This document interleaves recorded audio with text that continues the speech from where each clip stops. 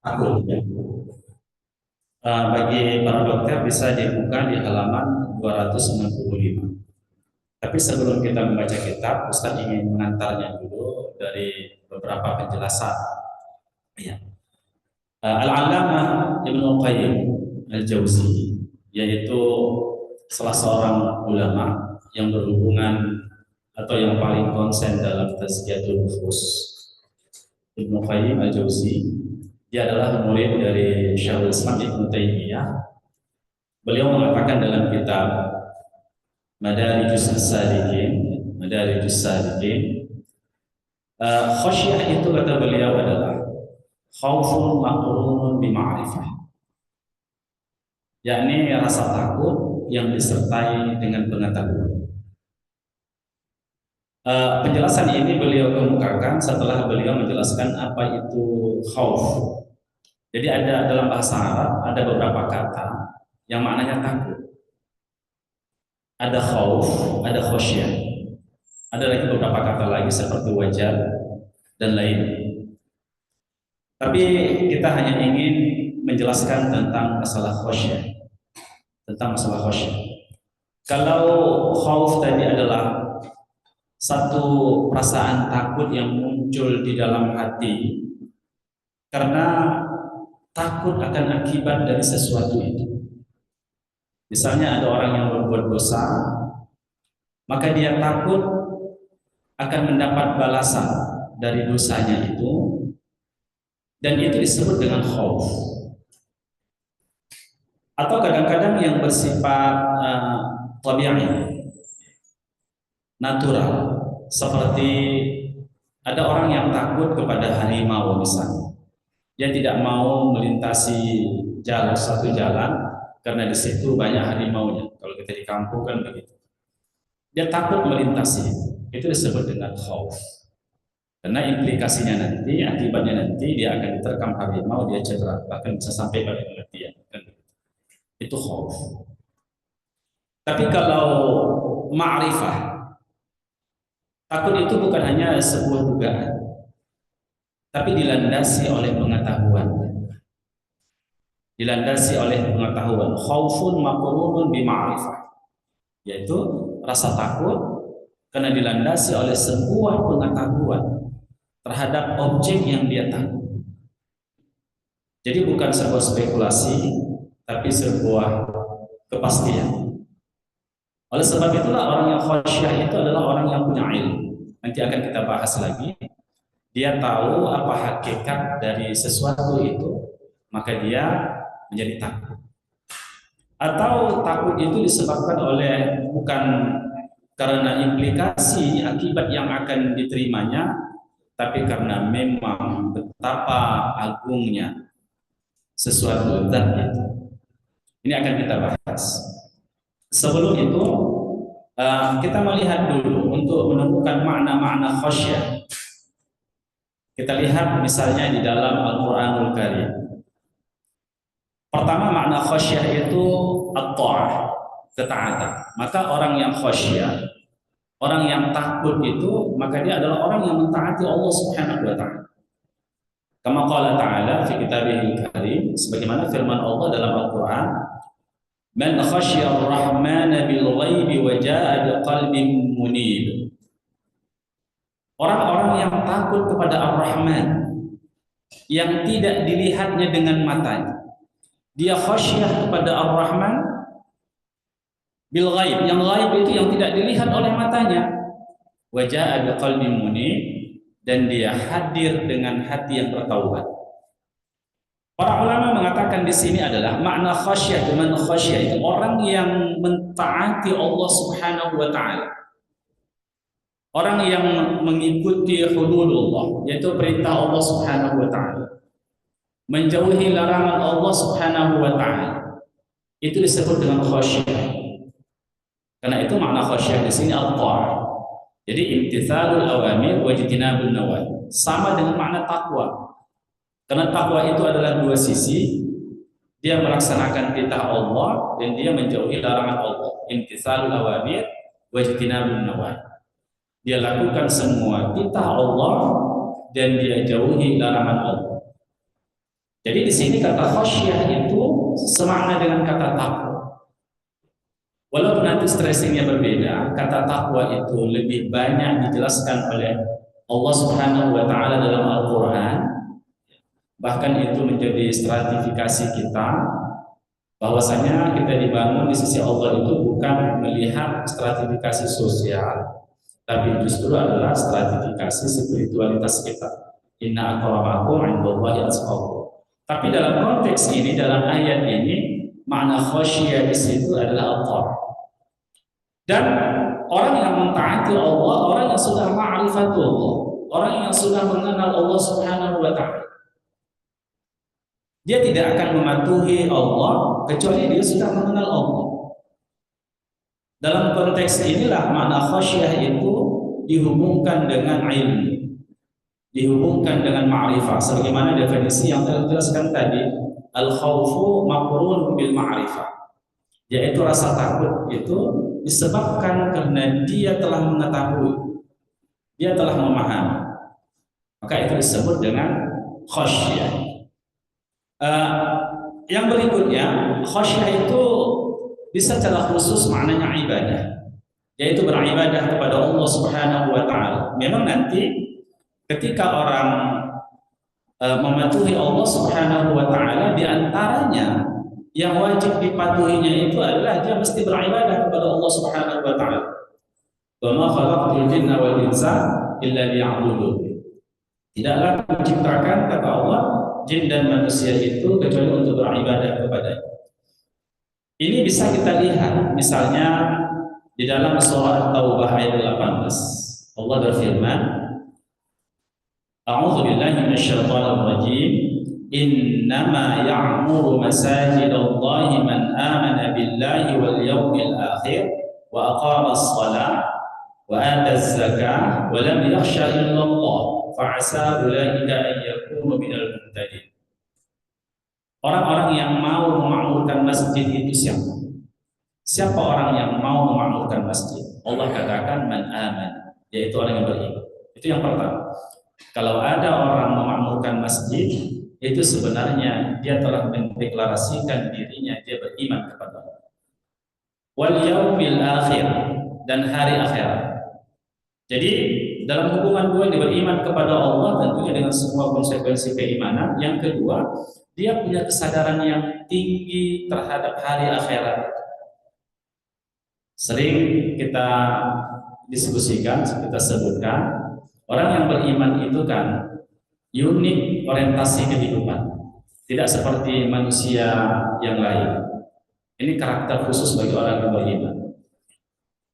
Pandangan dia tentang kehidupan adalah itu tidak sebatas dunia, tapi sampai menembus akhirat, kemudian sampai ke mahsyar, sampai ke surga atau neraka. Jadi apapun yang dia lakukan, apapun yang dia pilih, apapun yang dia terima, apapun yang dia makan dan dia minum, apapun yang dia katakan, apapun yang dia langkahkan, pertimbangannya adalah tidak sebatas keuntungan duniawi, tapi menembus barzakh. Menguntungkan itu enggak di barzahnya, di mahsyarnya, sampai di akhirat. Atau apakah itu merugikan dunianya, akhiratnya? Dalam bahasa global seperti itu. Jadi itu pertimbangan orang yang beriman. Jadi tidak hanya pada keuntungan duniawi saja. Nah, inilah orang seperti ini, kata Allah, inilah orang yang memakmurkan masjid. Lalu coba lihat berikutnya, wa aqamas shalah, dan dia menegakkan salat. Jadi kalau ada orang karena memakmurkan itu bisa memakmurkan fisiknya dan juga bisa memakmurkan hakikat dibangunnya masjid itu, tujuan dibangunnya masjid itu. Makanya kalau ada orang membangun masjid, dia sudah punya karakter ya'muru masajid Allah. Tetapi ikhwah, apakah dia sudah memakmurkan? Maka lihat ayat berikutnya, wa aqamas shalah. Dia menegakkan salat. Betapa banyak orang membangun masjid tapi dia tidak konsisten salat. Dia meninggalkan salat. Bahkan ada tukang-tukang di masjid itu ketika waktu salat justru dia tidak salat. Misalnya gitu kan, dia bukanlah orang yang memakmurkan masjid. Karena orang yang mengamalkan masjid itu diwujudkannya man amana billahi wal yawmil akhir wa aqama shalah, dan dia menegakkan salat, wa ata zakat, dan dia mengeluarkan zakatnya. Walam yakhsha illallah, ini dia yang menjadi syahid kita, yang menjadi dalil kita. Apa itu? Walam yakhsha illallah. Makna awal yakhsha tadi takut, dan tidaklah dia takut kecuali kepada Allah. Makna yakhsha di sini adalah al-ibadah. Dan dia tidaklah beribadah kecuali kepada Allah Subhanahu wa taala. Maka lam yakhsha di sini sama dengan la ilaha illallah. Dia tidak menyembah, dia tidak beribadah kecuali hanya kepada Allah Subhanahu wa taala. Coba lihat, kalau ada orang yang beriman kepada Allah dan hari akhirat, menegakkan salat dan mengeluarkan zakat, dan dia tidak beribadah kecuali kepada Allah, inilah orang yang mau memakmurkan masjid. Tapi selain dari ini tidak akan tergantung hatinya kepada masjid, iya kan? Tidak akan tergantung hatinya kepada masjid. Lalu apa samarah, buah yang akan dia peroleh? Fa'asa ulaika an yakunu minal muhtadin. Maka besar harapan dia inilah orang yang benar-benar mendapat petunjuk dari Allah. Jadi kita juga bisa melihat pribadi kita masing-masing, apakah kita orang yang muhtadun atau minal muhtadin, ya, dari kelompok orang-orang yang Allah Subhanahu wa taala telah berikan hidayah kepada kita dan kita berada di atas jalan hidayah itu. Maka lihat apa yang kita hubungkan dengan wala yakhsha illallah, apa yang kita hubungkan dengan ya'muru masajid, yaitu memakmurkan masjid. Kata ringkasnya adalah bahwasanya karakter orang yang khasyah itu mereka adalah orang-orang yang beriman kepada Allah, beriman kepada hari akhirat, menegakkan salat, dan mereka adalah orang-orang yang mau memakmurkan masjid-masjid Allah. Makanya makna khasyah di sini tadi adalah al-ibadah. Kemudian al-khasyah juga bisa bermakna al-haya, rasa segan, rasa malu.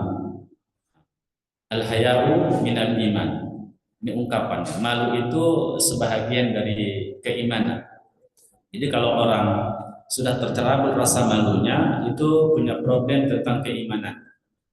Dan ini ikhwah yang dirahmati Allah, kata khasyah di sini bisa bermakna al-haya. Contoh kasus misalnya pada surah Al-Ahzab ayat 37. Ketika Allah berfirman, wa idz taqulu lil ladzi an'ama Allahu 'alaihi wa an'amta 'alaihi alaika zawjaka wattaqillah wa tukhfi fi nafsik ma Allahu bidihi wa takhsha an-nasa wallahu ahaqqu an takhshahu falamma qada zaidun minha watara zawajnakaha likai la yakuna 'alal mu'minina harajun fi azwaji ad'iyaihim idz qadaw minhunna watara wa kana amrullahi maf'ula. Ini ayat ini kan dalam konteks bahwasanya Nabi itu memiliki anak angkat namanya Zaid bin Harithah. Dan Zaid bin Harithah ini adalah kelompok pemuda yang pertama sekali masuk Islam. Ada dua mereka, pertama beliau, yang kedua Ali bin Abi Thalib. Tapi Ali bin Abi Thalib itu baru berusia sekitar 10-an tahun. Lebih tua lagi Zaid. Maka Ali dari anak-anak, maka Zaid dari pemuda. Maka dia adalah orang yang pertama masuk Islam. Ya, dari kelompok pemuda. Dan beliau pada awalnya adalah seorang hamba sahaya, seorang budak, hasil tawanan perang. Ketika berperang antara kabilah, maka kabilah dia tertangkap dan dia tertangkap. Maka dia dijadikan jadi hamba sahaya. Itulah Zaid. Lalu Khadijah membelinya dan dihadiahkan kepada Nabi Sallallahu Alaihi Wasallam untuk membantu pekerjaan Nabi Sallallahu Alaihi Wasallam. Tapi uniknya Zaid ini dia mau ditebus oleh ayahnya, Tetapi apa yang terjadi? Dia menolak ditebus oleh ayahnya, kan tidak mau berpisah dengan Nabi. Dan Nabi memerdekakannya dan dia tinggal bersama Nabi. Kemudian kemana Nabi dia ikut, ya, dan Nabi menikahkannya dengan Zainab, termasuk dari suku Quraisy juga dari Zainab, ya. Jadi, ikhwah, Zaid dan Zainab menikah. Setelah menikah, ini sama-sama Zaid itu orang soleh. Zainab itu juga adalah orang saleh, seorang wanita saleh. Tapi uh, ada problem di antara mereka dalam rumah tangga. Problem. Lalu Zaid menceraikan Zainab. Tapi Nabi kita Shallallahu Alaihi Wasallam itu menasehati Zaid agar jangan Zaid ya agar jangan menceraikan Zainab. Dan Nabi mengatakan amsik alaika zaujaka, sebagaimana ditekankan oleh Al-Qur'an, wattaqillah.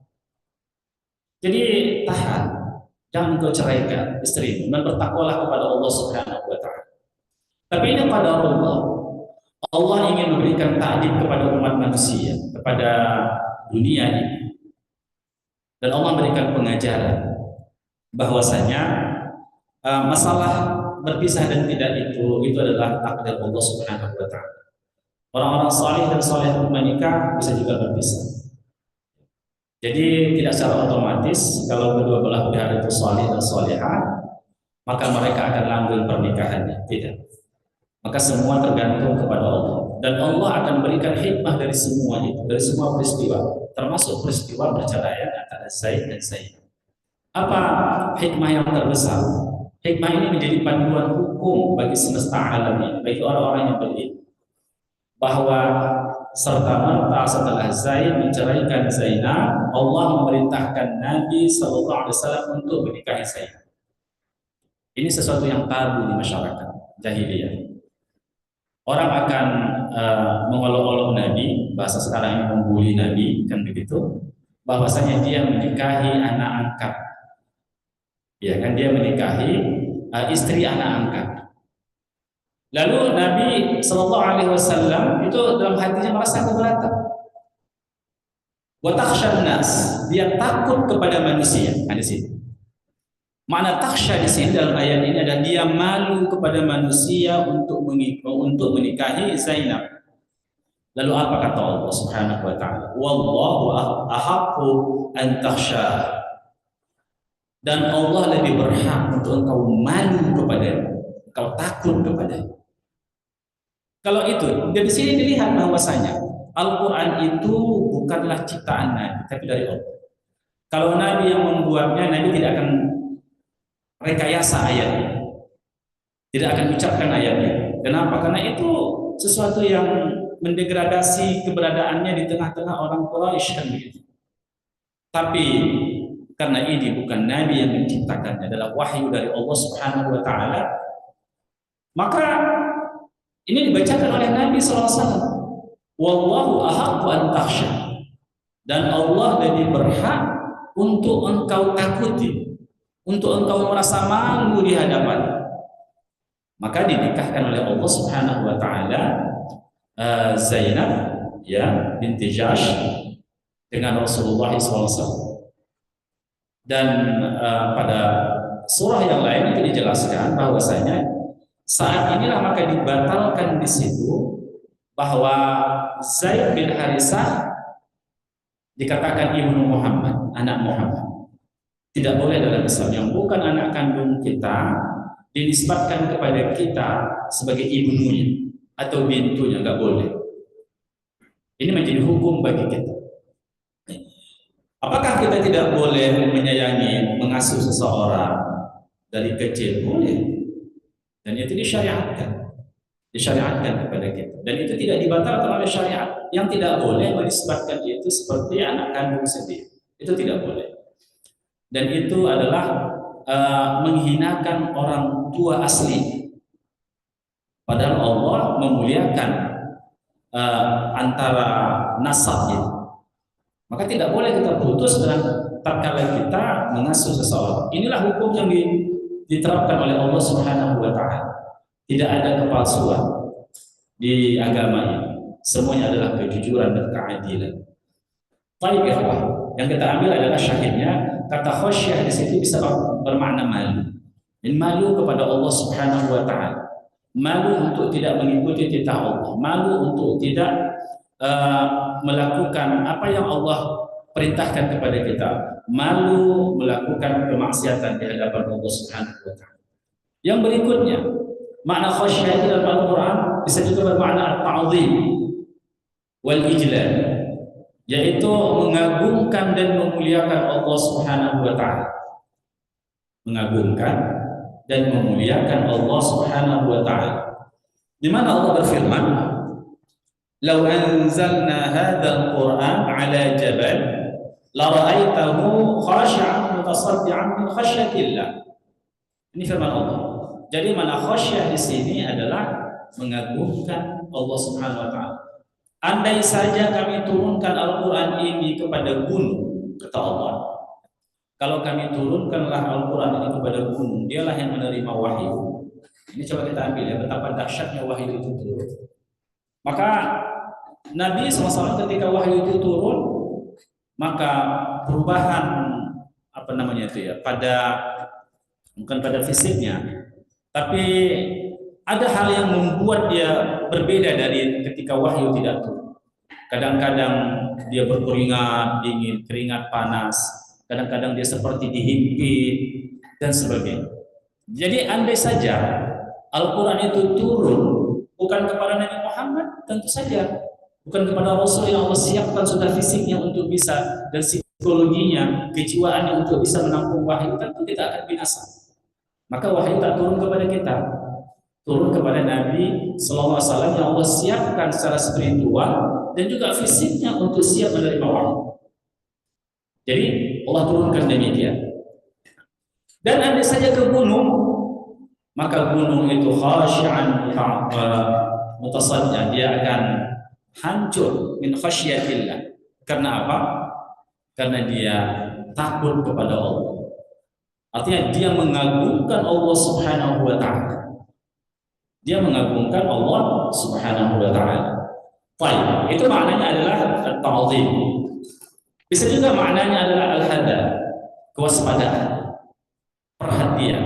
Sebagaimana firman Allah ya pada surah Al-Imran ayat 173, di mana Allah berfirman, "Alladzina qala lahumun nas innan nasa qad jama'u lakum fakhshawhum fazadahum imana wa qalu hasbunallahu wa ni'mal wakil."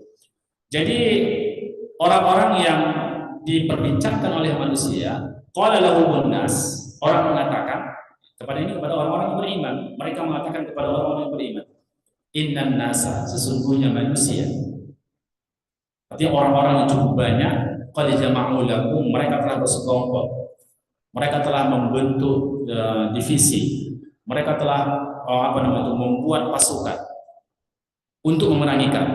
Fakhshawhum, maka takutlah kamu kepada mereka. Iya kan?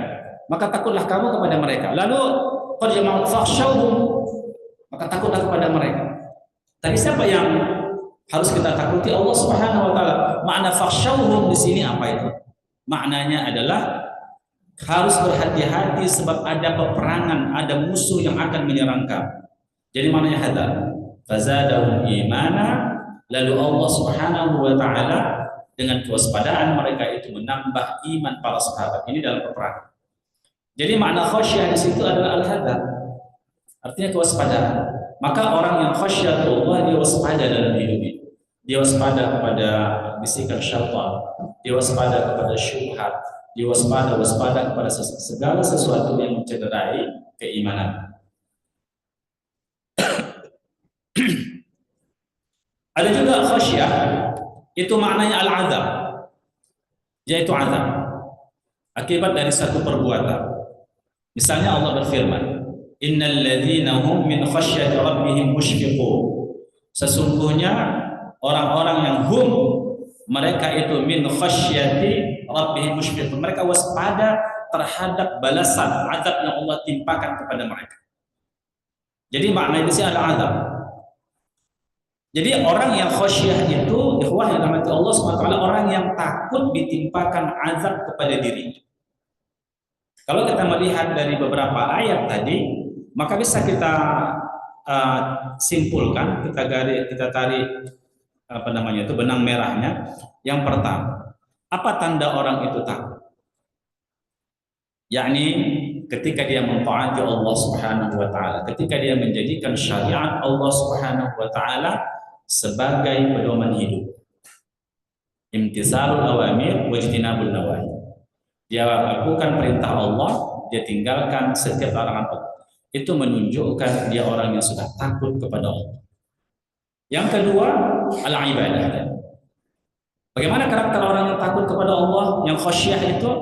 Dia akan melaksanakan tujuan dia diciptakan oleh Allah di muka bumi. Satu-satunya tujuan, yaitu untuk beribadah kepada Allah. Maka dia beribadah kepada Allah Subhanahu wa taala. Dan konsekuensi dari khasyah juga adalah al-haya. Dia malu kepada Allah Subhanahu wa taala. Betapa tidak ya? Karena kita tidak luput dari pandangan Allah, dari pengetahuan Allah Subhanahu wa taala. Dimanapun kita berada, di relung manapun kita, di dinding setebal apapun kita, Allah melihat kita. Di mana kita mau bersembunyi dari Allah. Oleh sebab itulah, sementara Allah terus memberikan nikmat kepada kita, apakah kita tidak malu? Akan gitu kan? Nah, jadi maknanya al-haya. Khasyah di situ maknanya al-haya. Dan Allah katakan tadi, wallahu ahaqqu an takhsha. Dan Allah yang paling berhak untuk kamu malu kepada. Ya kan, sedikit saya tambahkan, karena banyak orang yang malu berbuat kebaikan karena menyalahi tradisi yang sudah mapan misalnya. Dia malu melakukannya karena dia sendiri. Ya kan, kalau dia sendiri. Orang melakukan begini, dia tidak melakukan. Orang tidak melakukan begitu, dia melakukan. Karena dia mengikuti syariat Allah, sunnah Nabi SAW. Dia malu untuk berbeda. Kalau gitu, maka bacalah ayat ini dan pahamilah, wallahu ahaqqu an takhsha. Dan Allah lebih berhak untuk kita malu, bukan manusia. Baik, kemudian konsekuensi dari ketakwaan itu juga, dari khasyah itu juga, itu adalah ta'zim, mengagungkan Allah Subhanahu wa taala. Maka pada hakikatnya kita takut khasyah kepada Allah dalam rangka kita mengagungkan Allah Subhanahu wa taala. Kita tidak mau di hadapan Allah, kita adalah orang yang tidak bersyukur, orang yang tidak tahu berterima kasih, orang yang mengingkari dan seterusnya. Baik, Allah Subhanahu wa taala. Baik. Kita akan sedikit membahas apa samarah dari khasyah minallah itu. Apa buah yang bisa kita petik atau apa implikasi yang akan kita peroleh dari khasyah itu. Dan itu bisa kita buktikan dalam hidup kita. Sehingga kita bisa menakar diri kita, apakah kita orang yang takut atau orang yang khasyah kepada Allah Subhanahu wa taala atau sebaliknya. Tidak. Itu bisa kita lihat dari apa? Dari implikasi yang kita temukan pada diri kita masing-masing. Kita tidak melihat ke kanan dan ke kiri, tapi kita melihat ke dalam diri kita masing-masing. Itu yang pertama adalah ikhwah yang dirahmati Allah Subhanahu wa taala. Orang yang khasyah, dia akan mendapatkan buah dari khasyahnya itu apa? Al-hidayah was-salah. Yaitu bertambahnya hidayah Allah berikan kepadanya dan kebaikan dalam hidupnya. Nah, itu dia. Jadi orang yang sudah punya samarah khasyah itu, waktu khasyah itu sudah tumbuh dalam hatinya, sebagaimana kita diskusikan tadi dengan melihat ayat-ayat Allah, maka dia akan mendapatkan apa? Ziyadatul hidayah. Dia akan mendapat hidayah. Dia akan mendapat as-salah, kebaikan dalam hidup, kualitas dalam hidup. Sebagaimana tadi kita bahas pada surah At-Taubah ayat 18, innama ya'muru masajidallahi man amana billahi wal yawmil akhir wa aqama as-salah wa ata az-zakah wa lam yakhsha illa Allah fa'asa ulaika an yakunu minal muhtadin. Maka tandanya adalah dia adalah orang-orang yang mendapat petunjuk dari Allah Subhanahu wa taala. Maka bisa sebaliknya kita lihat, kalau ada orang itu sudah berada di atas petunjuk, dia sudah sudah berazam kuat bahwasanya hidupnya ke depan ini berada di atas hidayah Allah, petunjuk Allah, Al-Quran dan penjelasan Al-Quran itu sunnah Nabi Sallallahu Alaihi Wasallam. Kalau dia sudah punya azam seperti itu, ya kan muncul khasyah dalam hatinya, maka sesungguhnya dia adalah orang-orang muhtadin, orang yang sudah mendapat petunjuk. Jadi, ikhwah, itu dua hal yang berhubungan antara khasyah dan mendapat petunjuk. Dan ketika dia mengatakan dia mendapat petunjuk tapi tidak punya khasyah, maka dia bisa mengoreksi petunjuk. Apakah petunjuk itu petunjuk kebenaran atau justru yang dalam pemikiran dia itu petunjuk, tapi sebenarnya bukan petunjuk. Sebuah kekeliruan. Jadi bisa kita lihat ke pangkal dan ke ujung. Khosyah yang sudah punya samarah, yang sudah punya buah, punya hasil itu, dia akan terus berada di atas jalan petunjuk, akan ziyadah, akan bertambah petunjuk, akan semakin semangat dia berada di atas petunjuk. Dan sebaliknya juga. Ketika dia sudah merasa dia mendapat petunjuk, tapi nggak ada khasyah dalam hati, nggak ada ketaatan, nggak ada mahabbah kepada Allah, nggak ada tidak konsisten dalam beribadah, tidak haya kepada Allah, tidak malu kepada Allah Subhanahu wa taala. Kemudian dia tidak takut kepada azab Allah Subhanahu wa taala. Kemudian dia dia tidak merasa malu ya kepada Allah Subhanahu wa taala. Maka itu adalah memiliki sebuah problem ya, di dalam hidupnya. Baik ya. Yang kedua, apa yang akan diperoleh oleh orang yang khasyah itu? Al-fawzu wal falah, yaitu kebahagiaan hidup, keuntungan dan kemenangan di dalam hidup. Dan itu dipastikan ya. Tapi sekali lagi, sudut pandang kita, tolong ukur kita sa'adah itu, kebahagiaan dan nikmat itu bukan sebatas dunia. Ingat tadi, bukan sebatas keuntungan dunia, materi kita bertambah, pangkat kita naik, harta kita semakin menggunung. Tidak. Bukan hanya itu bisa iya. Tetapi orientasinya menembus barzakh tadi, sampai ke barzakh, keuntungan barzakhnya, keuntungan mahsyarnya, dan keuntungan surga yang akan diperolehnya, bukan justru ke neraka. Maka itu sudut pandang kita tentang nikmat, tentang keuntungan, tentang hayatus sa'adah. Lalu Allah katakan dalam Al-Quran, wa may yuti'illaha wa rasulahu wa yakhshallah. Ini ya, siapa yang mentaati Allah, siapa saja yang mentaati Allah dan mentaati Rasulnya, wa yakhshallah, dan dia takut kepada Allah, yakhsha kepada Allah, khasyah kepada Allah, wa yattaqi, dan dia bertakwa kepada Allah, fa ulaika humul faizun. Itu kata Allah. Maka mereka itu adalah orang-orang yang beruntung di dalam kehidupan, orang-orang yang mendapatkan kemenangan. Karena hidup ini adalah sebuah pertarungan kan.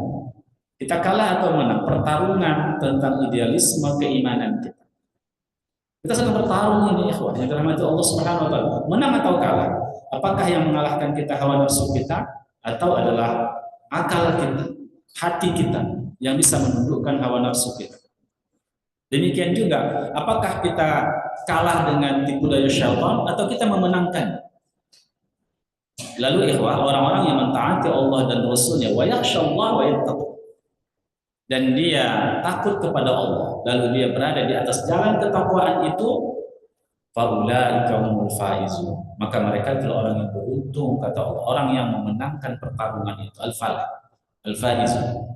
Ya. Bahkan Allah sekali lagi, kalau kita lihat dalam konstruksi bahasa Arab, memberikan kata sifat di situ, al-faizun, orang yang sudah betul-betul keberuntungan itu menjadi karakter dia, al-faizun, sudah melekat pada diri. Jadi ini samarah yang kedua. Yang pertama tadi al-hidayah was-salah, ya. Dia mendapat hidayah dan kebaikan dalam hidup. Yang kedua al-fawzu wal falah. Dia mendapatkan kemenangan dan keberuntungan di dalam hidup.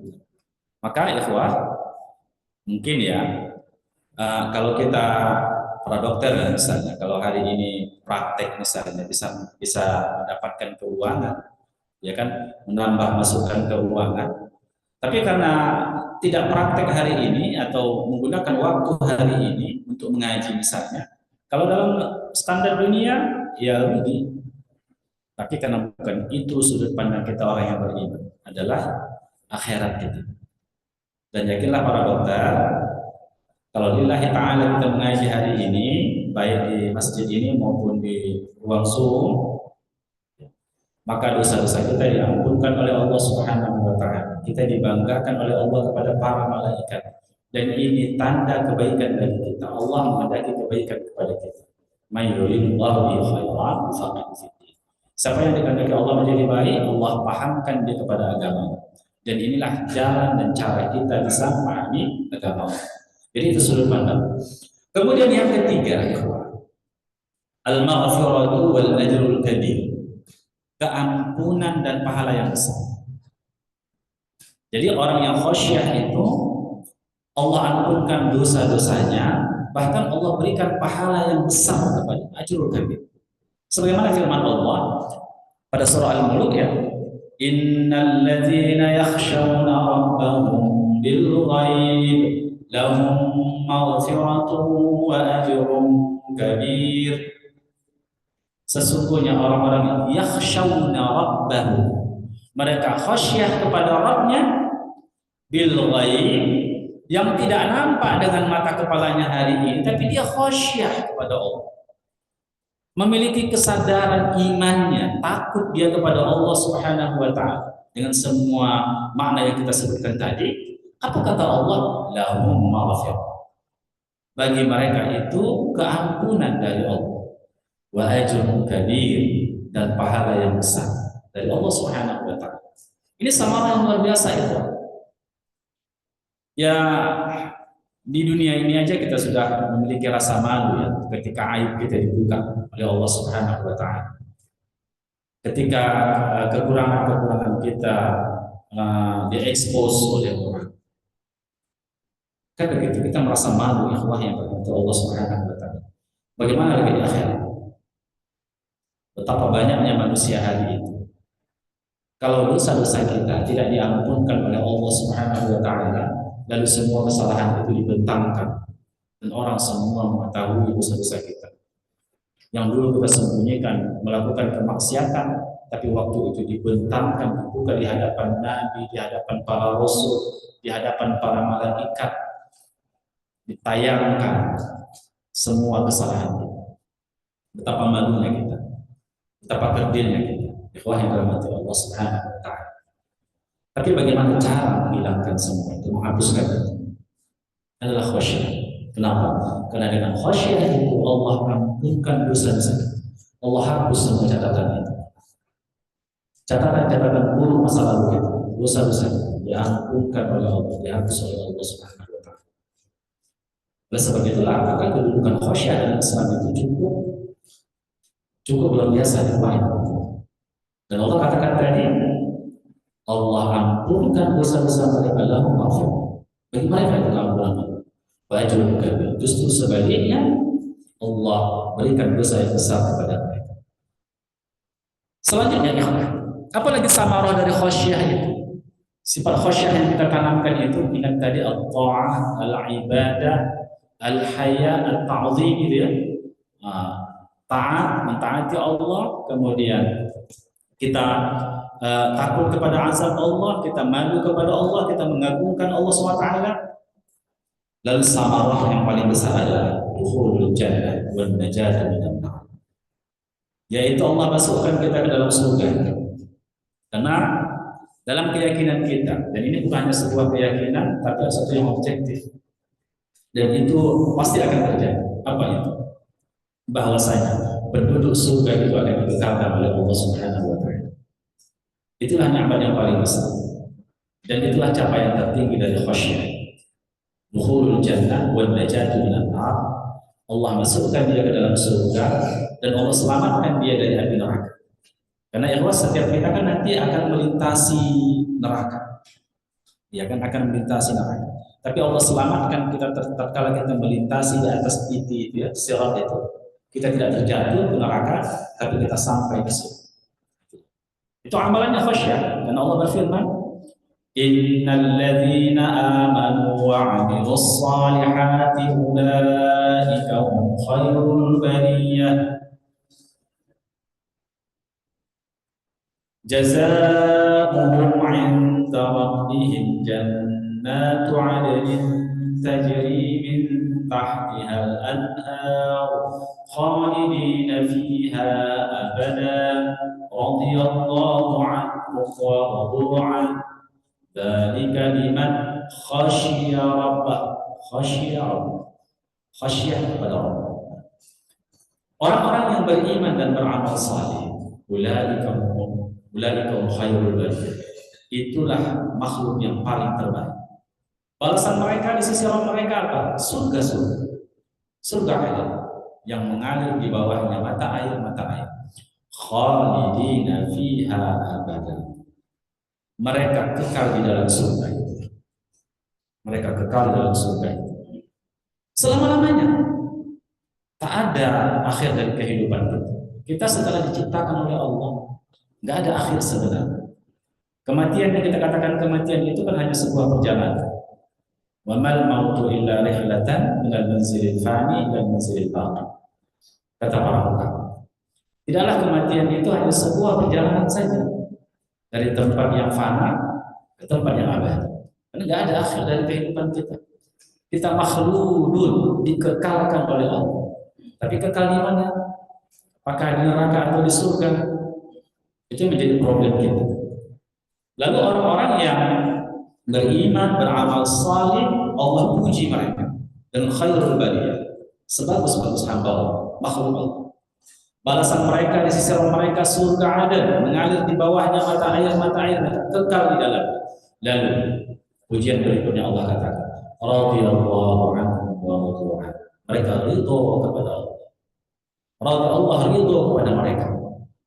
Bayangkan pencipta semesta ini ridho kepada mereka. Apa yang mereka inginkan Allah berikan. Allah tidak pernah mengecewakan penduduk surga. Makanya oleh sebab itulah kita pernah bahas dulu. Ya bertemanlah dengan orang-orang salih. Bertemanlah dengan orang-orang baik. Kenapa? Karena ada syafaat dari orang baik di sini. Ketika penduduk surga itu berkumpul, mereka bertanya, mana si bulan kawan kita? Ternyata dia di neraka.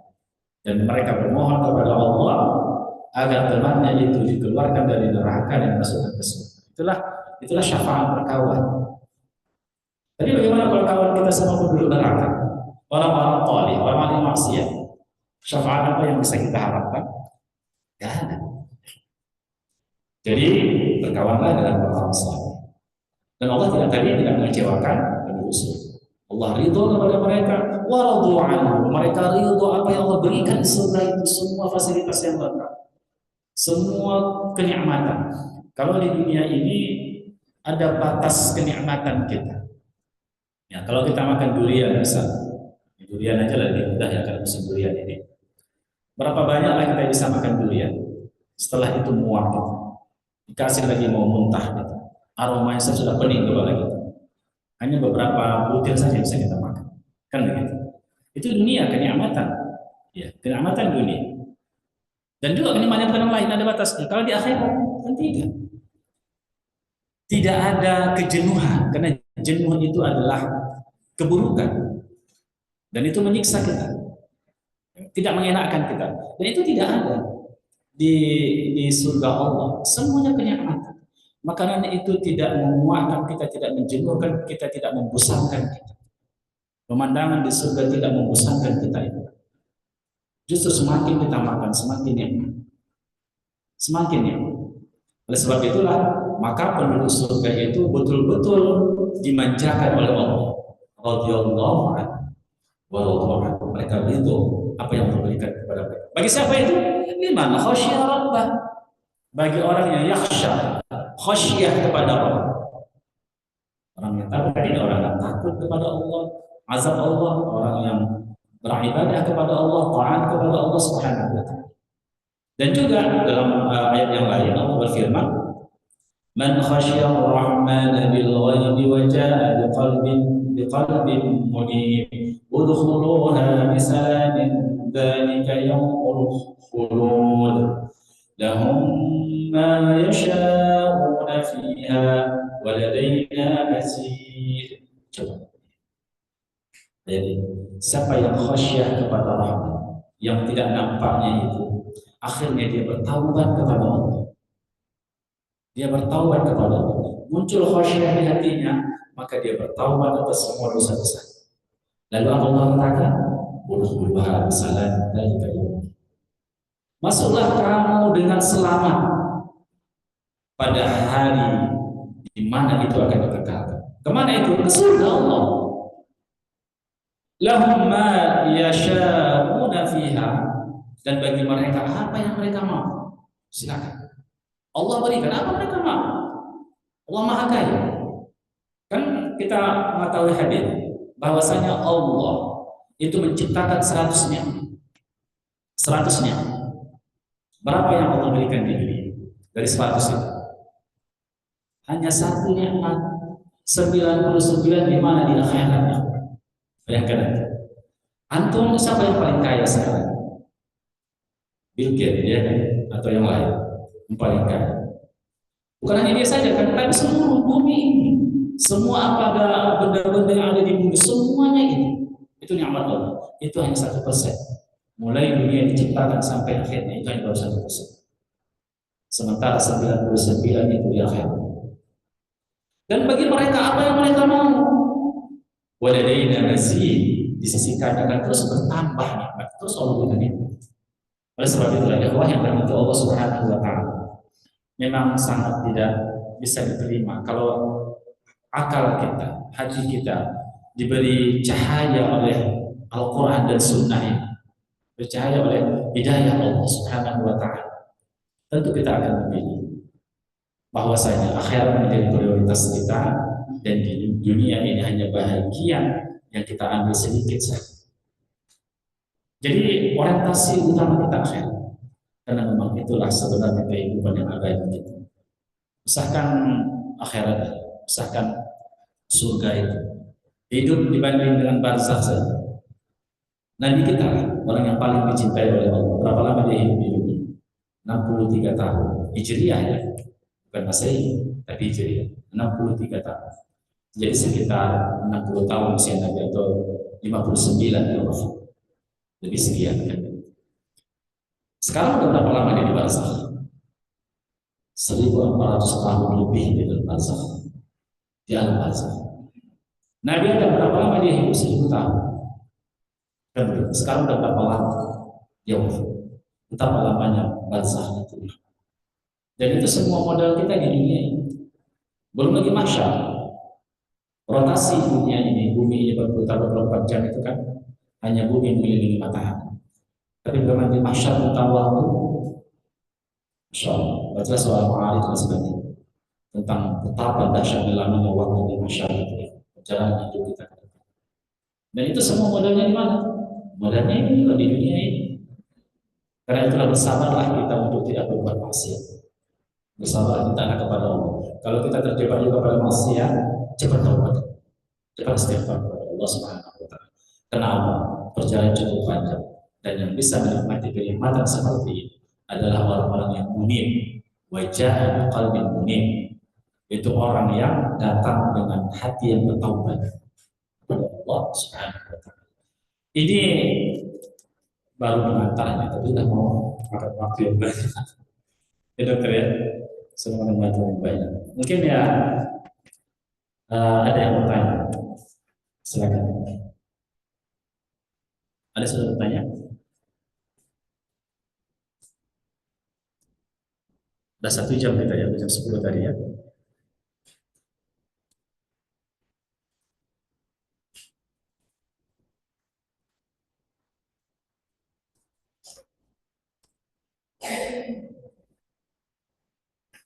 Baik, kalau tidak ada yang bertanya, silakan. Atau ditulis saja, biar saya lihat. Oh, ada di Zoom ya. Oh, ada 4 chat. Oh, ada 4 chat. Oke.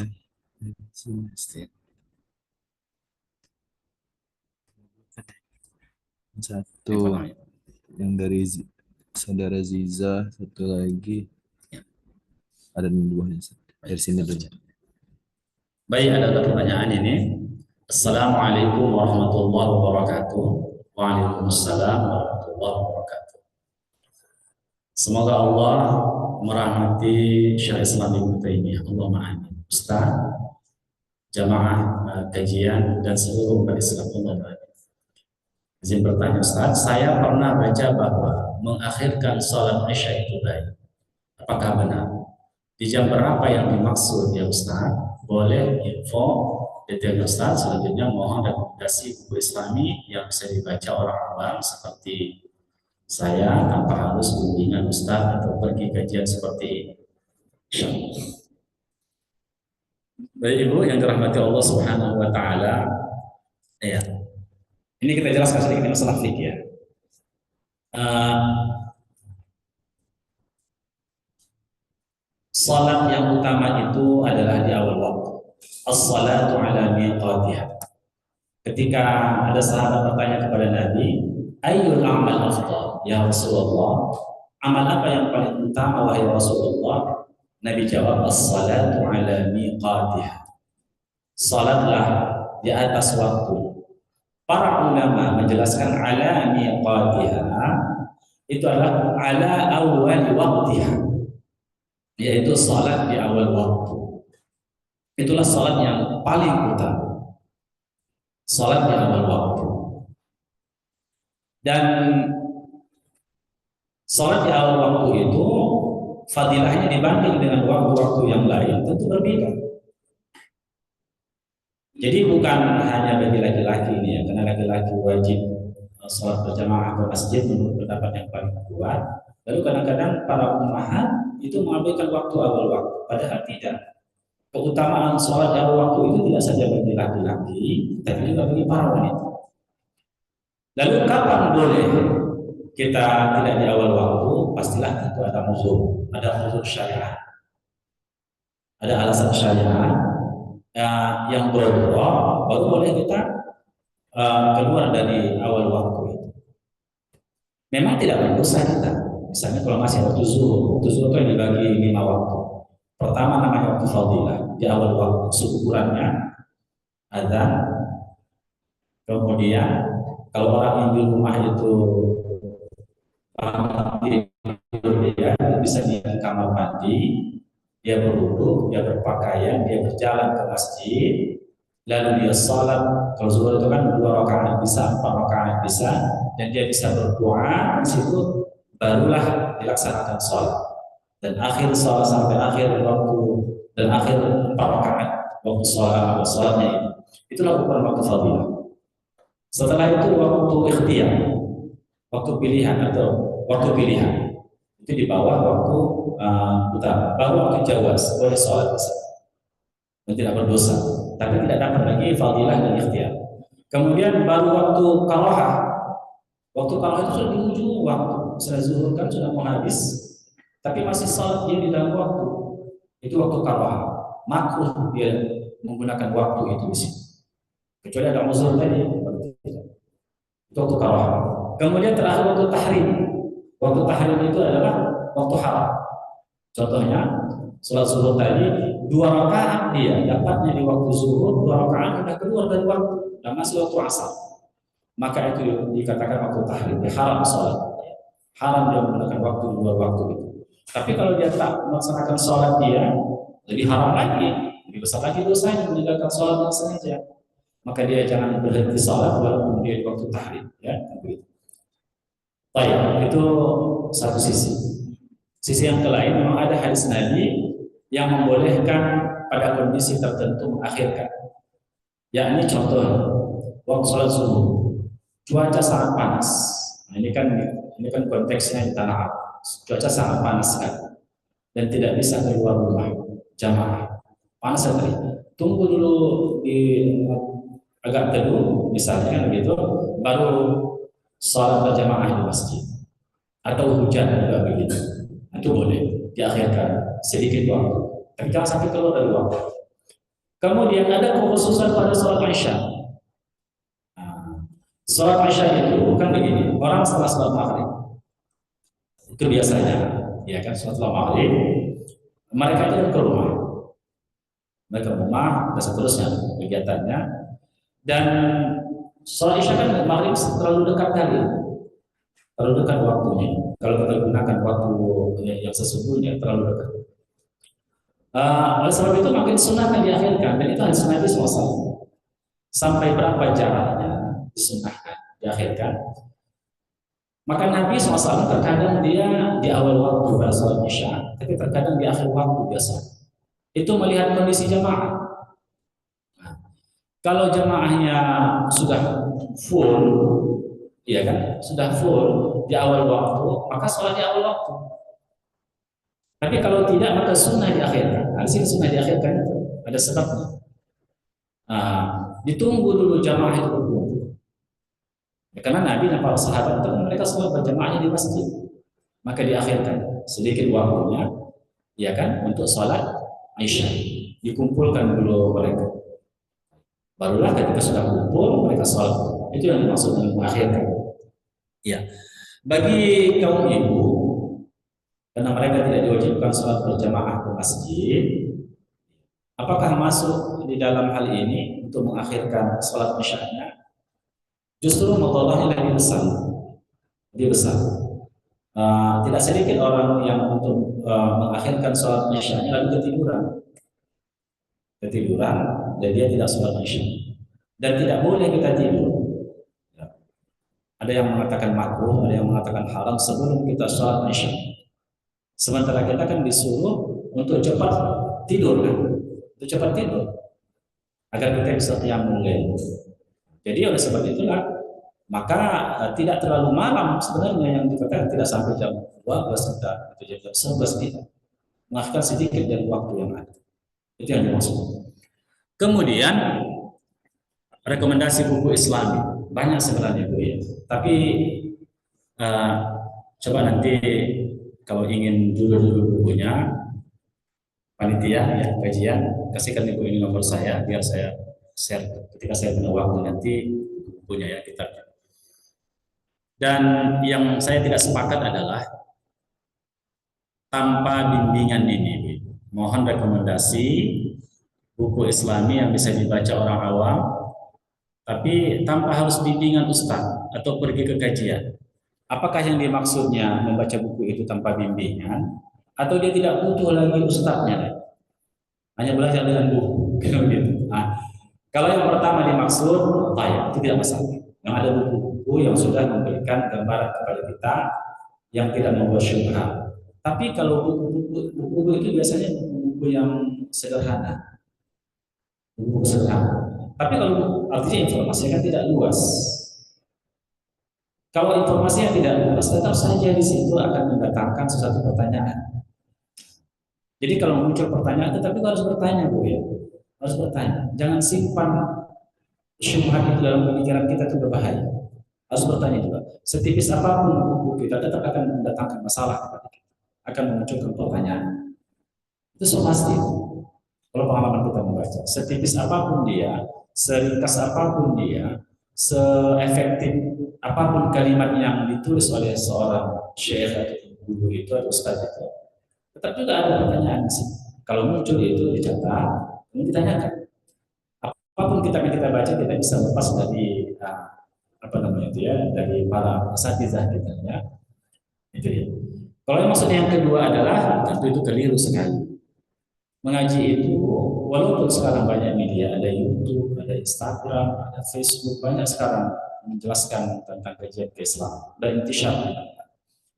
Tapi pertama, sunnah mengaji, tradisi turos kita itu halal. Duduk di majelis ini. Itu satu. Dan beda barokahnya, kebarokahan itu beda. Kalau kita duduk di majelis ilmu dengan kita mengaji secara otodidak. Dan dan jembatan memori kita itu dengan duduk di majelis ilmu jauh lebih kuat daripada kita hanya membaca sepintas begitu. Dan itu rentan untuk hilang. Kan ini kita kan begini, membuat kita bisa ingat itu ya dalam pengalaman-pengalaman kita. Karena kan berhubungan dengan jembatan memori kita. Oh, saya mengaji di sini, dikatakan waktu kajian ini, katakan begitu. Itu membantu kita sebenarnya. Tapi kalau kita membaca selalu, apalagi dalam keadaan mengantuk, itu biasanya begitu itu. Kalau membaca itu, apalagi baca buku agama, itu tahannya paling-paling beberapa lembar. Setelah itu dia harus berjihad. Tergantung kekuatan semangat dia, himmah dia untuk membaca. Sudah ngantuk itu kan begitu. Kalau mengantuk dipaksakan, nggak parah itu, payah kan. Nah, jadi tetap juga artinya kan begini, yang baca Allah. Dalam majelis ilmu itu banyak keberkah. Kita baca buku silakan, tapi juga datang juga lah ke majelis ilmu. Sesibuk apakah kita? Yes. Bagaimanapun sibuk kita, investasi lah untuk akhirat. Karena di situ malaikat datang menaungi sayap-sayapnya. Allah membanggakan kita dan makhluknya yang ada di langit, kan begitu. Dan itu Allah jadikan sebagai tanda kebaikan kepada kita. Itu masalah. Baik, itulah yang bisa saya pahami ya. Kemudian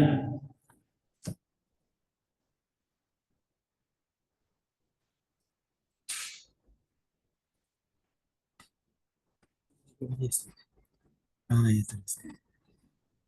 dan apa yang kedua, Assalamualaikum. Waalaikumsalam warahmatullahi wabarakatuh. Ustaz, saya mau bertanya, apabila rasa menyesal dan takut kepada Allah itu datang ketika kita sudah diazab di dunia dengan label istri durhaka, anak durhaka, perbuatan keji yang lain, apakah akan diampuni Allah? Dan apabila salah satu taubat kita ada salah satu penghalang dan belum bisa kita dapatkan ampunan ridho dari manusia, apakah Allah menerima taubat kita dari sisi Allah? Baik. Jadi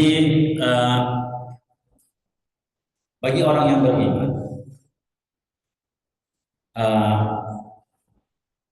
segala sesuatu yang tidak kita inginkan hadir pada diri kita, itu bahasanya bisa musibah, bahasanya bisa fitnah, bahasanya bisa iqab, bahasanya bisa adab. Kan? Tapi ini punya tempat. Ada kalau dia musibah, ada datang kepada kita.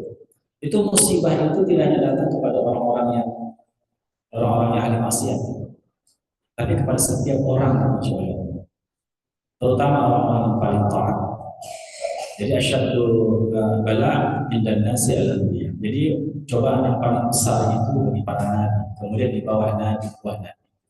Jadi kita orang-orang yang semakin taat kepada Allah, semakin diuji oleh Allah. Bisa diuji dengan pemikiran kita, bisa diuji dengan hawa nafsu kita, dan seterusnya. Ya, bisa diuji dengan itu. Banyak hal ujian itu. Tapi kalau kita lepas ke situ, meninggikan derajat kita. Pada sisi yang kedua, Allah memberikan hukuman kepada kita bagi orang yang beriman. Untuk apa itu? Untuk kafarah dzunubina, menghapuskan dosa-dosa kita. Karena Allah sayang. Makanya yang kita katakan tadi azab tadi, sesungguhnya pada sisi yang lain itu nikmat. Karena Allah ketika menurunkan azab kepada kita, ya, kepada orang-orang yang beriman, maka itu menjadi kafarah dosanya. Kafarah itu artinya menghapuskan dosa-dosanya. Maka dengan cara itulah Allah menghapuskan dosa-dosa hamba itu. Ya. Dan memang kalau orang yang beriman, Allah segerakan ajjala lahumul 'uqubah. Jadi kalau ada orang dia berbuat maksiat, langsung datang bala itu kepadanya, itu tanda dia beriman. Karena Allah katakan, Nabi katakan, ajjala lahumul 'uqubah. Allah segerakan hukuman itu datang kepada orang beriman, agar dia tidak dihukum di akhirat, agar diringankan dosanya, dikurangi dosanya, dan agar itu mencambuk dia untuk kembali kepada Allah. Kembali kepada Allah itu namanya taubat. Gitu ya. Apakah ada hubungannya dengan manusia? Memang taubat itu kan ada yang dosa kepada Allah, ada dosa kepada manusia. Kalau dosa kepada Allah ini jauh lebih mudah. Kita nadamah menyesal, kita berazam tidak melakukan, kita memutus semua mata rantai mengantarkan kita terjebak kepada maksiat, kepada dosa itu. Maka itu diterima oleh Allah Subhanahu wa taala. Banyak sekali ayat tentang taubat. Sudah pernah kita bahas ya, tentang keampunan. Banyak sekali. Namun kalau berhubungan dengan manusia, kita mesti istihlal. Bisa kita mengambil harta orang, menzalimi orang, kita harus istihlal, minta dihalalkan. Tapi kalau itu memungkinkan, tapi kalau tidak memungkinkan, apa contoh? Kalau hartanya kita kembalikan dengan cara apa? Dengan cara apa yang memungkinkan dia bisa menerima, iya kan? Pokoknya kita kembalikan kalau itu harta. Kalau itu misalnya kita ghibah dia, ya kita sebagaimana kita bahas dulu, kalau kita tidak bisa minta maaf kepadanya, akan terjadi masalah keburukan yang lebih besar lagi antara hubungan kita dan dia. Maka cukup kita mengatakan kepada orang-orang yang pernah kita mengatakan ghibah saudara kita itu, kita katakan, kita kali sesungguhnya dia adalah benar, sesungguhnya dia begini, atau kita puji dia di majelis di mana kita pernah menyembah. Dan juga yang terakhir adalah kita doakan. Itu. Lalu, apakah keampunan Allah berhubungan dengan ridho manusia? Tidak semata-mata. Tidak. Bukan manusia yang menentukan kita diampuni oleh Allah atau tidak. Walaupun kita sudah misalnya kita minta maaf, atau seorang istri minta maaf kepada suami karena ada kesalahan. Lalu suami dan dia bertobat kepada Allah Subhanahu Wa Taala dan minta maaf kepada suaminya. Suami tidak memaafkan. Itu sebenarnya tidak ada hak bagi suami untuk tidak memaafkan. Dia tidak memaafkan. Dia menerima kita lagi atau tidak itu masalah lain. Tetapi apakah kita tergantung diterima Allah taubat kita atau tidak kepada dia? Kalau dalam perkara ini tidak. Itu Allah yang menentukan. Bukan dia, itu hak Allah, itu hak Allah Subhanahu wa taala. Jadi tidak tergantung kepada manusia. Baik ya. Seperti itu ya.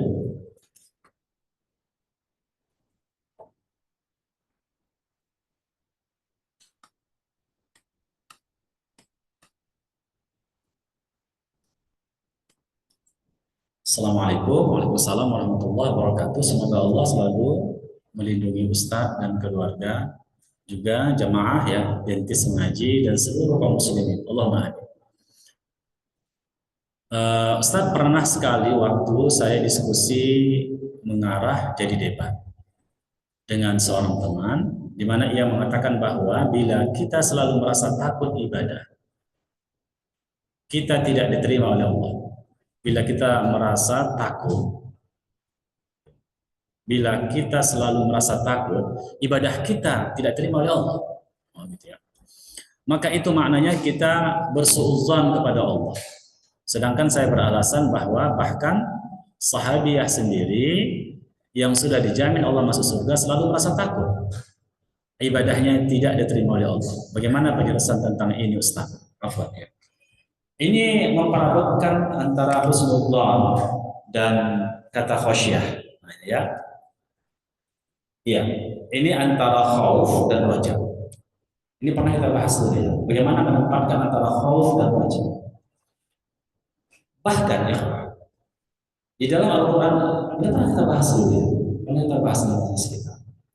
Salah satu tanda amal itu diterima oleh Allah Subhanahu Wa Taala itu ketika kita mengkhawatirkan amal itu justru tidak diterima oleh Allah. Kita selalu dengan itu secara psikologi kita akan memperbaiki amal kita. Dan kita akan semakin mendekat kepada Allah. Justru demikian nas yang menjelaskan. Di antara amal itu salah satu karakter amal, ciri amal yang diterima oleh Allah. Justru kita takut kalau amal kita itu tidak diterima oleh Allah. Tidak diterima oleh Allah Subhanahu Wa Taala. Bukan justru sebaliknya kita merasa amal kita sudah diterima oleh Allah, berbahaya dalam kehidupan kita. Kita akan merasa puas dan semua turunan-turunan itu justru berbahaya. Ya, kalau kita merasa puas, kita merasa bangga dan kita menjudge diri kita orang yang salih dan sebagainya, ini sangat berbahaya. Bahkan para sahabat Nabi, jadi kata tabi'in, saya menemui lebih dari 40 orang sahabat, semua merasa takut kepada Allah kalau mereka adalah orang munafik. Kalau mereka orang munafik. Jadi ini bukan suudzon kepada Allah. Berbeda dengan takdir. Nah, takdir itu kita harus husnudzon. Itu dari sisi Allah, tapi dari sisi kita beda. Misalnya Allah takdirkan kita sesuatu, terus husnuzon. Di balik semua ada hikmah yang Allah berikan. Coba terus husnuzon gitu. Tetapi berbeda dengan amal kita. Kalau amal kita harus takut. Tak bisa kita pastikan karena begini. Kita sudah merasa kita ikhlas. Iya. Tapi kadang-kadang ada terbetik yang lain. Jangan-jangan itu sudah menghancurkan keikhlasan kita. Nggak tahu kita itu. Demikian juga amal-amal kita. Kita sudah cocok di sunnah. Jangan-jangan ada yang keliru pemahaman kita di sini. Jadi nggak bisa kita wala tuzakku anfusakum. Jangan kamu bersihkan diri kamu. Jangan kamu tazkiyah diri kamu. Artinya jangan kamu katakan kamu orang yang bersih. Jangan kamu katakan seperti itu kata Allah Subhanahu wa taala. Justru memang kita harus selalu merasa kalau amal kita itu kurang. Itu tidak husnudzon, tidak suudzon kepada Allah Subhanahu wa taala. Kita khauf, takut amal kita tak terima. Tapi kita juga punya raja, punya harapan. Itulah kemampuan kita beramal. Dan kita punya harapan Allah menerima amal kita. Kita berada di antara dua kondisi kejiwaan. Berada di situ. Khauf, merasa takut, tapi juga merasa punya harapan. Kalau Allah menerima amal kita. Oleh sebab itu maka kita terus berharap dengan doa-doa kita. Maka raja itu diiringi dengan doa. Berdoa kepada Allah Subhanahu wa taala agar Allah menerima amal kita. Khauf itu diiringi dengan apa? Dengan amal, dengan terus memperbaiki amal kita. Jadi akan meninggikan kualitas amal kita ya. Jadi ini ya, memang itu sebenarnya tidak paradoks, tapi menempatkan di antara khauf dan raja ya. Ya sudah betul ini, Pak Dokter ya.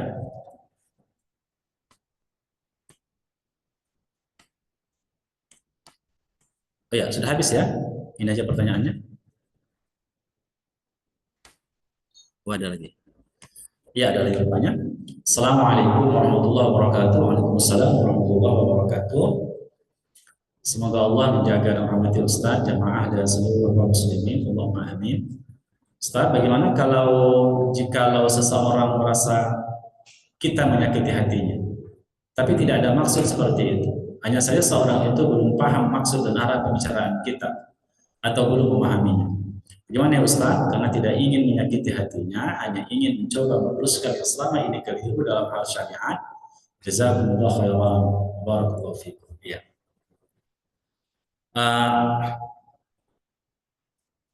Ini hal-hal yang sering terjadi di tengah-tengah kita, kesalahpahaman. Tetapi sebagai seorang mukmin, sebagaimana yang pernah kita bahas, kewajiban kita untuk menasihati sesama saudara kita. Wujud dari al-mu'minuna wal mu'min ba'duhum awliya'u ba'd. Seorang mukmin mencintai seorang mukmin yang lain. Itu dilihat bukan hanya pada sisi materi saja. Tapi yang paling penting bagi mereka adalah bagaimana mereka kita cintai, kita selamatkan akhirat. Apakah itu berhubungan dengan akidahnya? Dan itu terutama dalam ibadahnya kan. Kalau ada kekeliruan dan kita menasehati saudara kita, bagaimana memperbaiki itu wujud kecintaan sebenarnya. Tapi memang kita harus mengkonstruksi bahasa kita, diksi-diksi kata dan sebagainya, momentum-momentum kan begitu yang harus kita perhatikan. Karena tidak semua orang bisa kita berlakukan yang sama. Dan begitu ada orang bisa dengan bahasa sederhana itu mereka menerima dan mereka berubah. Tapi ada orang yang tidak demikian, harus dengan kelembutan dan susunan kata dan seterusnya kan begitu. Tetapi yang penting niat orang yang menyampaikan. Setelah dia mengikuti syariat apa itu? Ud'u ila sabili rabbika bil hikmah. Sudah dilakukannya dengan hikmah. Wal mau'izatil hasanah, nasihat yang baik. Kalau dia mau kita berdialog, wajadilhum billati ahsan. Kita berdialog dengan cara yang terbaik kepada mereka. Kalau itu juga sakit hatinya, itu kan di luar kemampuan kita. Sementara kita wajib menyampaikan kebenaran, kita sampaikan. Dan kita berdoa kepada Allah Subhanahu wa taala, pada waktunya nanti dia akan memahami. Ini proses waktu saja. Jadi seperti itu ya. Jadi tidak bisa, bahkan Imam Syafi'i mengatakan sebagaimana dikutip oleh Imam Nawawi dalam kitab ada sebuah kitab yang beliau tulis terakhir kali dia hidup, Imam Nawawi ya. Beliau mengatakan bahwasanya ini kutip Imam Syafi'i. Kalau kita menginginkan semua manusia itu sepakat dengan kita, sampai kapanpun kita tidak akan pernah menjumpai itu. Semua orang akan sepakat dengan kita, akan sayang dan enggak. Orang yang paling terbaik di muka bumi ini Rasulullah. Tapi apakah semua orang di zaman beliau itu sepakat dengan beliau, akan mencintai beliau dan tidak memerangi beliau? Ternyata tidak. Itu adalah sudah sunnah. Termasuk dalam hal yang lain. Kita menyampaikan kebenaran. Tidak semua orang bisa menerima apa yang kita sampaikan. Dan kita juga jangan baper. Bapernya begini. Kan tugas kita kan menyampaikan. Orang menerima atau tidak itu bukan kewajiban kita. Itu hak Allah. Siapa yang Allah beri hidayah, silakan. Makanya kita jangan sakit hati tatkala kita berdakwah, menyampaikan kebenaran orang tidak terima sudah. Itu antara dia dengan Allah. Tapi kewajiban kita untuk amar ma'ruf nahi munkar itu sudah kita lakukan. Dan kita berserah kepada Allah. Kalau itu diikutinya, artinya Allah merahmati kita dan merahmati dia. Kenapa? Apapun yang dilakukannya yang berhubungan dengan nasihat kita itu, kita akan dapat pahala dari dia. Pahala dia tidak dikurangi dan pahala kita akan tambah terus sebagaimana kualitas amal dia. Itu luar biasanya maka amar ma'ruf nahi munkar ini. Ya, menyampaikan ilmu ini itulah pahala yang paling besar. Baik.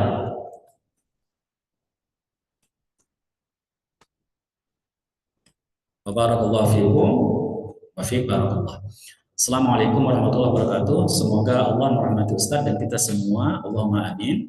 Izin bertanya Ustaz mengenai takut kita akan azab Allah.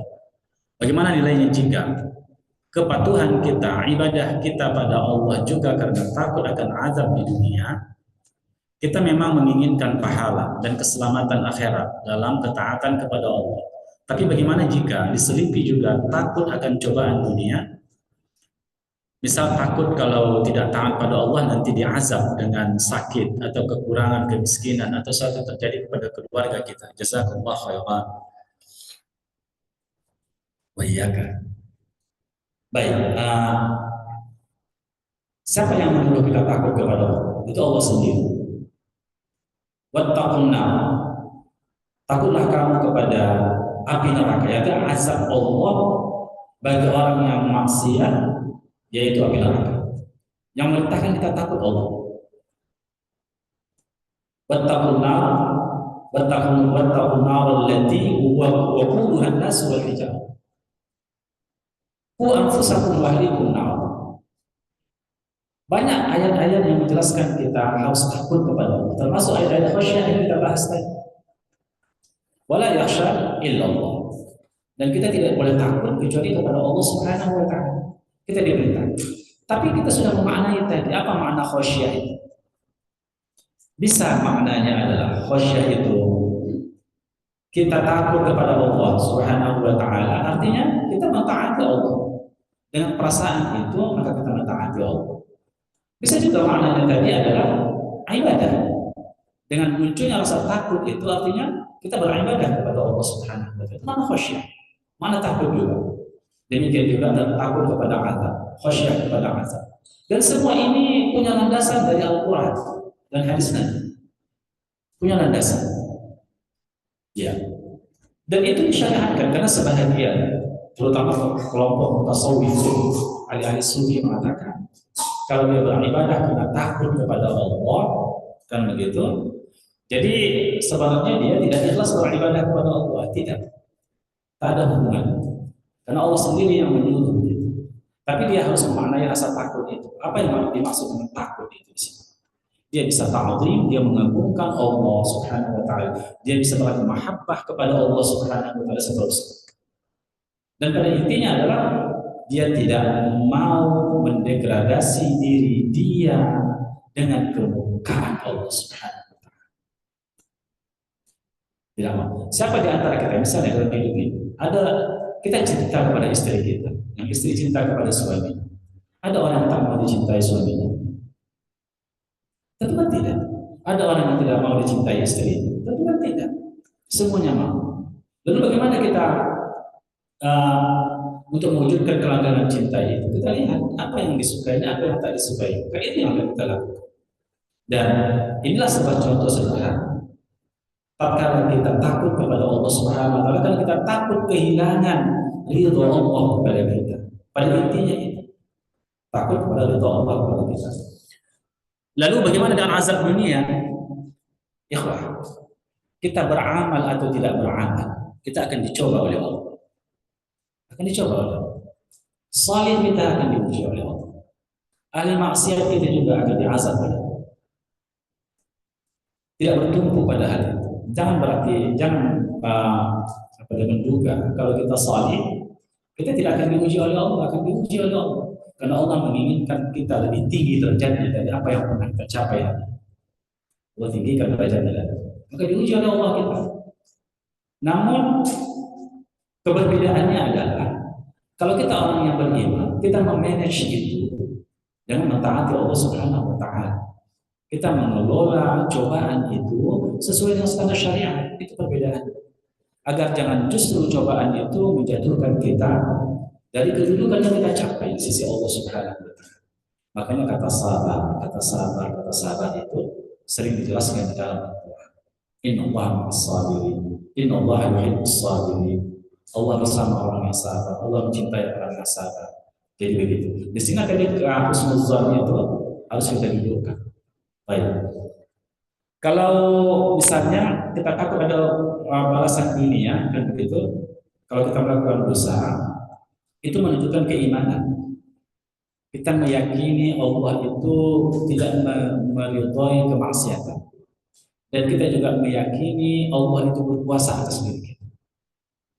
Walaupun itu pada level terendah dari orang beriman, tapi itu tidak menyalahi akidah. Dia takut diazab oleh Allah, maka dia salat dan seterusnya. Sama itu kalau ada orang, misalnya dia salat duha, dia beribadah kepada Allah, lillahi ta'ala. Tujuannya Allah Subhanahu wa taala. Tapi seiring dengan itu dia juga menginginkan Allah mudahkan rezekinya. Itu boleh, itu masyaallah, tidak ada masalah di sini. Tapi dia beribadah karena Allah Subhanahu wa taala. Dia tidak mensyarikatkan Allah. Dan dia menginginkan samarahnya, dia buahnya di muka bumi, yaitu rezeki. Karena ada hadis yang menjelaskan tentang masalah salat duha dan hubungan dengan rezeki. Itu boleh, tidak ada masalah di sini. Baik. Dan kita tidak sepakat dengan orang-orang yang ghulu dalam masalah ini, sama sekali tidak membolehkan ya.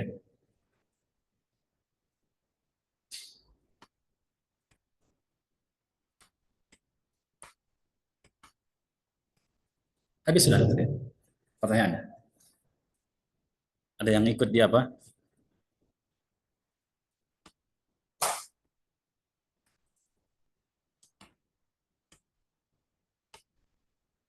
Ya, sudah habis sekali pertanyaannya. Demikian saja kajian kita hari ini. Semoga Allah Subhanahu wa taala memberkahi kita. Barokah artinya ziyadatul khair, bertambah kebaikan kita bisa mengamalkan ilmu-ilmu yang kita baca dari kitab Allah Subhanahu wa taala, kitab para ulama. Tentu saja Ustaznya juga tolong didoakan untuk bisa mengamalkan ilmunya konsisten, dan Ustaz juga mendoakan kita semua di sini di dalam hidayah dan taufik Allah Subhanahu wa taala, dalam kasih sayang Allah, istiqomah dan tetap semangat mengaji ya. Subhanallah wa bihamdihi, asyhadu an la ilaha illa anta, astaghfiruka wa atubu ilaik. Assalamualaikum warahmatullahi wabarakatuh.